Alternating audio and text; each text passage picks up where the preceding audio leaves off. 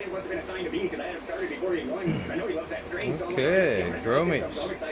We're back with another update. July the 10th. They smell exactly the way that your rosin and your hash smell. And we have the purple lemonade from Fast Butch 420. And the show's running in the background. I don't know if you can hear it. I just want to clean these up. You always get those redheaded stepchilds of the bunch, but they still smell great and look good, but it's that terp that you had, it's just, I'm telling you, I'm excited to see what a dry sip will do. Yeah, I think dry sip's gonna kill it. I mean, I got pretty good returns on my watch, so I think dry sip will perform better.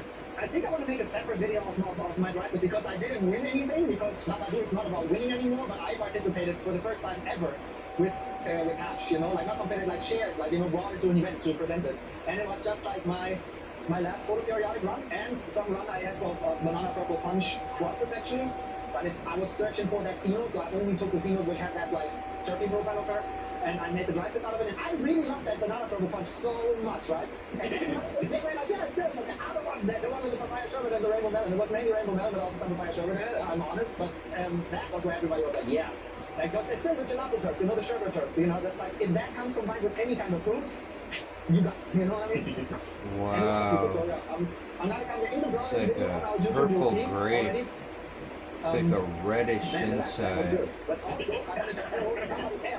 Such an awesome looking bud. Good buddy's orange sherbet. Although.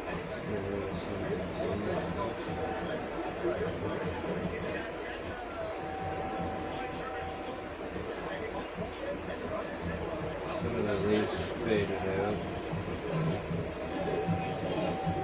Going to the extreme. Rather just take them off now before I dry it out. Almost like a live trim defoliation. She's coming down. I think they're ready. That's so cool. That's awesome. That is so cool.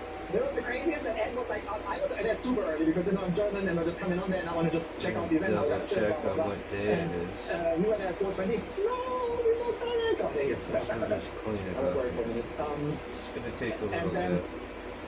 I we haven't came there cleaned whatever, it up. like 8 or so for like an hour maybe, and then I think they went like out for dinner or something. And they came back way past midnight. That's that. We're going hardest. He was still there when I went back home that night, So that's, but yeah, he came and hey man, you want to get it back? He's not going to say no, so. He did a big hit too. He was getting hit. I read from him too. I was using videos on YouTube. I think I took a class, I'm not sure if you guys know this, but I took like a canvas class through a third-party university. And they put some of his videos in the courses, so it was really cool to Especially see that during in the China. drying period. That's awesome. I find. I thought you might appreciate it. And there's more stuff coming in. Even in the Berlin video, he had a rig, like a $15,000 rig.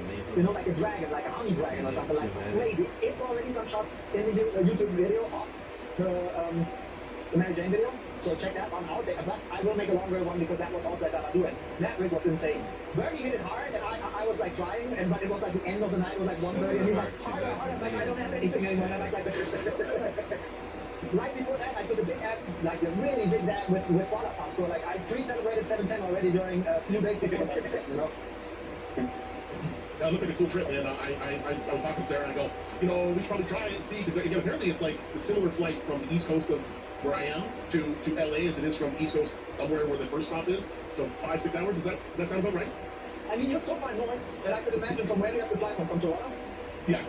Okay. So I think it's probably a 7-hour flight to Toronto or something like that maybe. But it's not so bad. It's not so bad.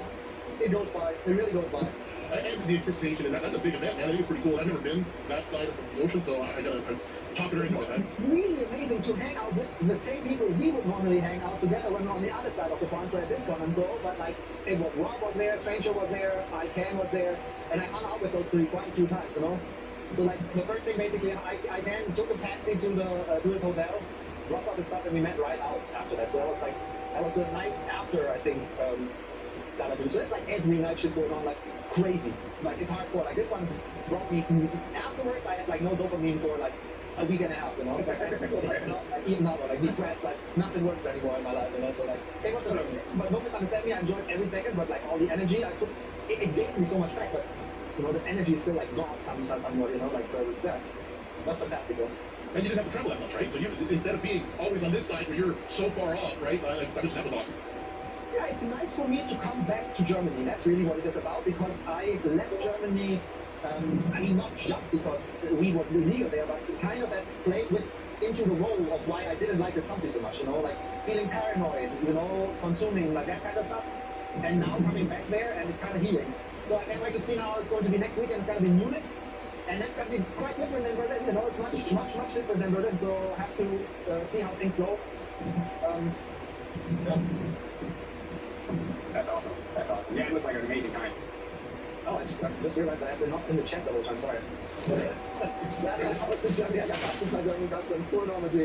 And I'm excited about that. to be honest with you, like Berlin is so liberal, you know, but Munich is so traditional, so if you're like, you know, like being bold, which what we like to do, you know, they might be that picked up on in a weird way. So you're like, I'll stay with all legal parameters like of allowance, you know what I mean? Like just like very careful more. So I don't want to, you know, won't start no shit, won't be no shit kind of thing. Don't be illegal until you get caught. See, one of the things that Germany used to hate weed, the problem is that those people still hate the weed, a lot of them. No? Like normal people who understand that it's nothing bad and it's now shown it's nothing bad, they understand, you know? Like my mom doesn't consume weed, yet she grows it, you know?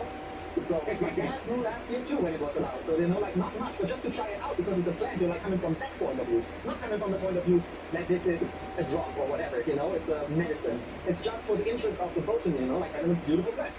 It's just like, why are you growing roses, you know? Yeah. So, but man, he's after good. He's after definitely good. Like, and I'm not used to that much, you know. Yeah, alcohol lobby is super strong, and that was so cool about Berlin. And you guys know, I usually always forget this. By the way, it's alcohol-free here tonight. During Mary Jane, the actual Mary Jane, inside of the trade show / festival, there was no alcohol allowed. So prohibition land. But you know, that in Germany, that's a statement, you know. So that's like it was good because funny enough, it got super hot. And you know, when people like take 2 big dabs and have 2 beer and it's super hot, you might pass out, you know, like it doesn't mean that you're like, wow, you should really pass out and fall asleep, you know, like you're probably so. And it's like, as I said, it was hot. So, but there was barely any ambulances, like maybe 3 or 4 times ambulances, and the rest of the time nothing. So that was good. Nice. Remember, somebody's gonna take too much. Always. Oh shit. Let me just do this because maybe somebody wants to show us their chart. That would be awesome. Show us around, or can you not show us around because then you're going to lose your internet? We can give it a shot. Let's see here. Okay, we might see you later. Yeah, exactly, you know? That's the link into the studio, so whoever wants to tune in and show us your garden. Especially, of course, and showing like how you fight the heat. That's really like, for me right now, the biggest question in the garden is, if I would have like a setup like this, I would suffer. I couldn't do it. You know, like without air conditioning, it's impossible to do this. You know, so that's simple. But I mean, you're just fans and so the sun, and that's it. This thing's as tall as me, so you're looking at it. We'll say I'm 6 foot today, you know? But that's rainbow melon right here. We got more rainbow melons. Let's see here, back there. We got the lemon mandarin. These are nice. These are actually, we're just starting to get some pre-flower going on right here, so I'm pretty excited about that. Because, as you can see, there's not much more room left, so I was actually excited to see some pre-flowers knowing that they just finished their stretch. But, no, everything's going good. I got 4 oscillating fans in here. Last year I had a big fan down at the bottom right there, and I noticed it was getting my pots too hot and the plants were suffering. So this year I decided to go with 4 18-inch oscillating fans, and it seems to be doing the trick. I mean, they're basically drinking about a gallon a day. We got the lemon payas right here. I mean, these things are just stacking. But if you want to see something that's really cool, is this is the Gorilla Blue Forest sherbet. But look at the size of this leaf. I mean, this thing is set up in winter one day because she got shoots, so I understand. I mean, look at how big these things are, man. I've never had leaves this big. I mean, they're literally probably 12 inches from front to back. I mean, it's crazy. Crazy how big they are. You can give her a 50 liter or like 12, even 20 gallon. You could give her a 20 gallon bag, and she would go out. She would get massive. Did you see the one, the catastrophe that grew like 2 years now? I think 2 or 3 years. He grew that one last year with the wedding cheesecake, I believe it was. And that's why I still tell him, I'm like, you know what, I'm glad you don't have monsters this year going like that, because wow, were those things huge. Papaya sherbet was one of them last year, and the other one was the wedding cheesecake, and the year before was Chichi for sherbet and Gorilla cookies at that. Pretty sure. Oh, okay. Yeah, man, the stalks on that thing were the size of a Coke can, you know? It was huge. It's crazy. He couldn't like go around, you know, with his hands like this. I think I'm gonna try it next year. I think I'm gonna bed them indoor, you know, for a lot longer, and then put them in like a 300-400 gallon pot, you know, average pot, and just see what happens. Depends on the soil too, of course. If you have really like rich soil, and you don't have to do much more than water, that's what I'm trying to do right now. It's challenging a little bit with the autopop system to do it with like real soil. And the soil I have right now is called Sonnenerde, and it's a terra preta. It's like it's a real soil. There is no perlite in it. There is no what